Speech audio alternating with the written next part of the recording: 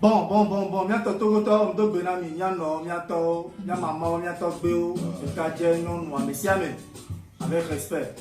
Ici, c'est la famille Adebayor, l'original. Photocopie, venez comme les filles, waouh. Donc, à mi va, do et un kentio, parce que mi les seigneurs, ils ont les dit.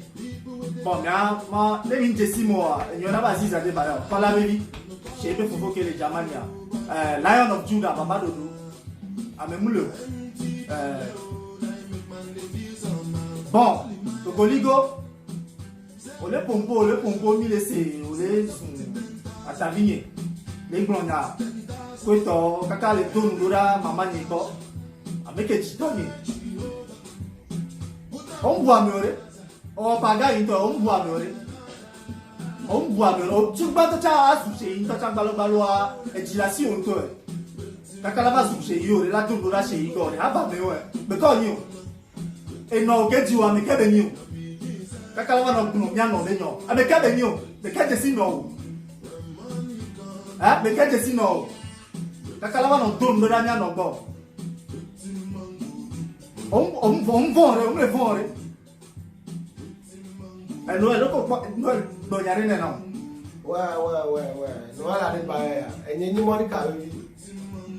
Ogoligo ojo adom zina mi gbogbo ni to ta video ya ke mi le ware mi le pitch to ku ma fi o npo mo to cho kwa o se go me o npo mo o ma te dum do da mi mama gbo to cho mo le possible eno okejiwa me ke mu jesi o ma mere pe to cha me ni o se go me alo eno okejiwa ma mere pe me ni o mu fo se ni me na se do la oni na fo se ya ge mo jesi se yo fo se me se do la no ka fo se ya ge me o jesi se yo kaka gbogbo ono sensami plani gbano ko to o te doji kaka o va le domdura amo ke wa ni lebe na o va le domdura lo agbo gbogbo o le engra nto ame engra e ni jesi ko meji o gbogbo re o mo na competitor mi o ko no re competitor to ko ta gbogbo na competitor yo ni yan no wala aktu e be na re ni ti o gbogbo le lo mi po mi se bo le gba ni wa aktu e be na re ni mi po la ke gba yan no re exam le capable azo ni do ma puto me no se ka o le gbele le susu me ya competitor yo ni a oko yo fo atakpe gbogbo tebi ku no odo no competitor me no nya de gbe adodo a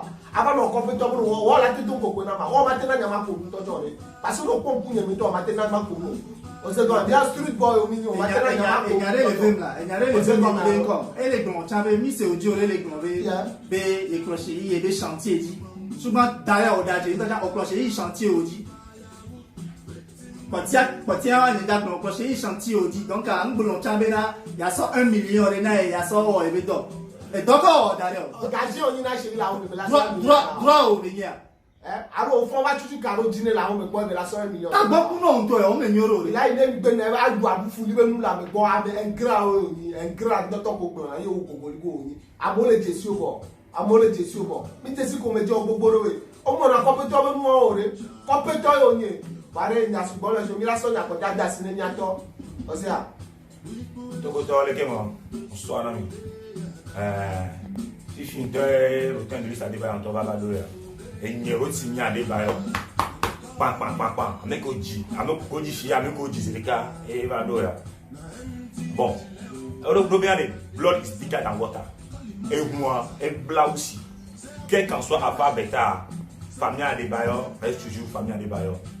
Non mais tu vois engena et la grande kaka va être jona e bia avant ko go tu dis e bia go man do nya wan ti parce que e bia mu yo ko fe do yo ku do nya so na 20 nya no face to face mais là de nkele go de be yo nke me ke da ku me no bo be to mu obi avec de spanish tipo ayi funu agbo ti ko don view roa o ta funu ko disinaba on go la gena pro simio resi en to aro no dia fo fe ke nshi yan to la to no yore be de fun adaba to be nyan ti be no on la guerre ku famille Adebayor o sa ke to no aro o doji wa kota su mama Alice Adebayor ya ko go oyi kontoro oyi kono nto ma blo oyi konto mama na nyame are so gbeji no vale o yo pe ma se le griti po yo no roti nya fuju pa nya o bara baba ne couvre ko le lo ko le ben ya e fi nyo ya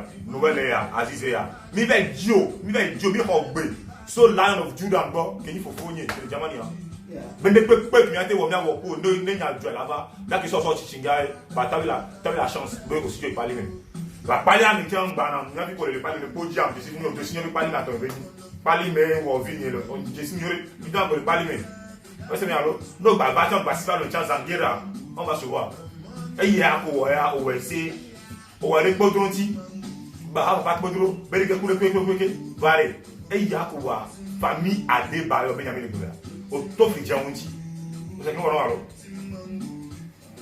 Dasi po bena ape habandum ko lo ra mo ti ba le o le bon boro.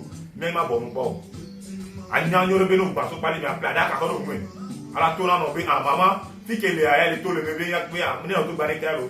Parce qu'on a bien gagné dans l'étudiant on vient de la pour éviter la programme. Les mecs on va ça compléter non. Parce qu'il y a tout dans la go on me le numéro. On va très qui ton très pour bon dans la gagne jayo au boulot. Ah mais mon nom am tu bon non 500 000 francs c'est pas. Mouni c'est l'école. Plusieurs reprises mais non 500 000 non pas le tour on a 500 000 francs c'est pas. Au tour on ben dans gajon 10 000 on te dans gajon 10 000. Pourquoi? On est au boulot et comme mukeno, ngene ko mukeno. Dasi ko ngoro.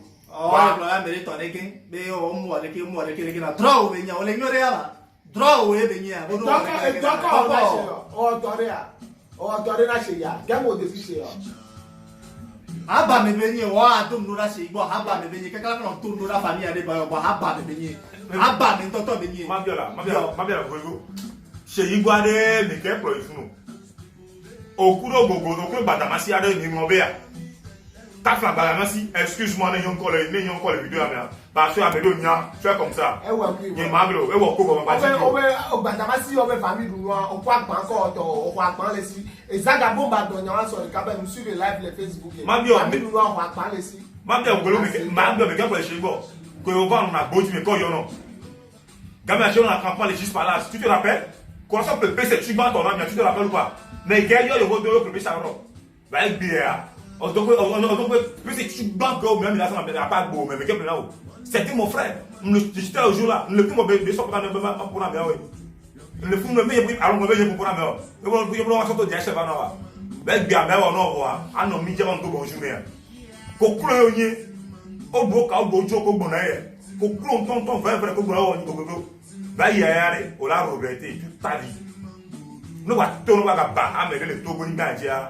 Ola pe orika gbe bi me o to fi obe gogoligo on vend famille ale ba on vend ya bofie tiens et on pas photo hein maman lui ça déballe donc allez ce gbeji no po ma j'entends les grintia maman na beaucoup de respect comme asui on pas photo anya on la te ba amo amate ji o to jore on go fi ko be ji korea on ko be kumele no se be o capture de grand portable ni a kumele no se e to fu ne magbara ma to le yan ka gogoli go to nko ko na o se gogoli go to yin ko on to a nko gogoli go ale de ko na mo ne wa se e gbe ma de ha we gbe gogoli go nko ko na le nkan to gogoli go na o mo ni fada go yo le na ka te pa de me a yo be fi fada be fem ka ṣùgbọ́n to yo chai mo da mo le ko sire ji wa ye kinyo me male yebe o agbotan yo de gogoligo le kia ye ko so chasiwe yawa ye o ya no gogoligo ja ja go je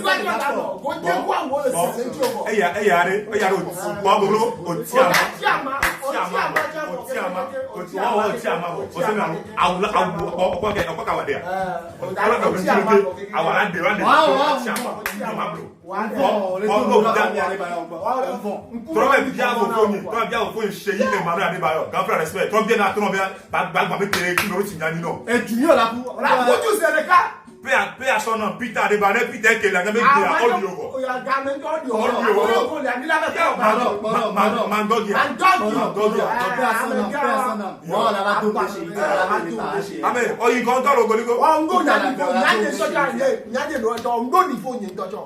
on go niveau ne que de canto chore ameke jesi wo compétent no mi te o mi abadrero mi antore dero no fiti player mi no nka mi to cha mi to memore nge no nka le ke be be se mo na dere ela bo kaka ma se be na o ba ha se ya lo ba ha merele nyanya me pomo ne mira so ke wa lo mira na ti o me ma te so ke azu onye o le nyore ma me ka jesi no ala lo be e o le nyore ya me ka jesi no Amore lo me fi are wa ba de to yo mi ato e.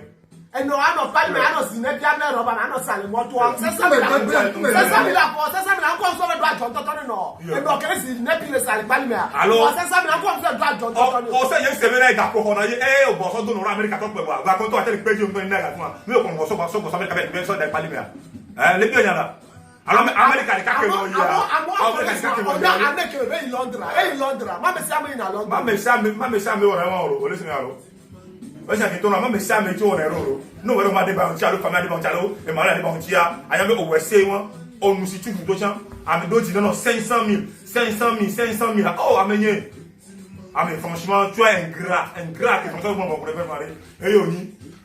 Oh. Vale, mana ya miare. Ne enyale le famille amia. No biti ko ya yo ti mi ba eto no. Le no te famille o même ku me le ko bere. No biti ko enyena ebina ka trojona. Me ya nya gbere o. O sa ki to no aro. 2 millions de na mi famille amu ka o goligo. Parce que tu n'as donc allez, partout en aéro, même nous on pas peu réponse à goligo. Parce qu'il y a une réponse pour à la partie qui va sauver ma vie, ma fille même ma dernière déjà pour la porte. Parce qu'il y a faux ça quoi. Il y a mi va les des tchaniers des vite et ami la va ben ya. E be to ami no, mi ta be champion. Ya ba nya waji. Ame bara ke minya. Mpencha mo na mi.